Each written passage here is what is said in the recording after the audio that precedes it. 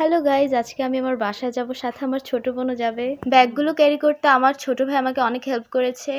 আমার খুব যেতে ইচ্ছে করছিল কিন্তু আমি যেতে পারিনি। হ্যাঁ, ওর ফাইনাল এক্সাম চলার কারণে ওকে আমরা এখন নিয়ে যেতে পারিনি, কিন্তু কিছুদিন পর ওর পরীক্ষা শেষ হলে আম্মুর সাথেও আমাদের বাসায় যাবে। ব্যাগগুলো গাড়িতে উঠিয়ে আমরা দুই বোন একসাথে উঠে পড়লাম। তানজিমকে দেখে খুব স্যাড মনে হচ্ছিল, কজ ওর যাওয়ার খুব ইচ্ছে ছিল আমাদের সাথে।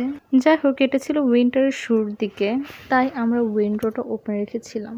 তানহা বলল, আপু বাইরের ওয়েদারটা খুব সুন্দর লাগছে, তাই ও ক্যামেরাটা অন করে একটু ঢংসং করছিল, আমাকেও দেখাচ্ছিল। আমি একটা হাই দিলাম।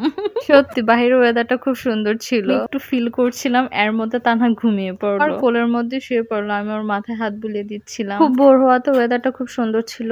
আমি বাইরে একটু ভিডিও করছিলাম, সাথে ওর মাথাও হাত বুলিয়ে দিচ্ছিলাম।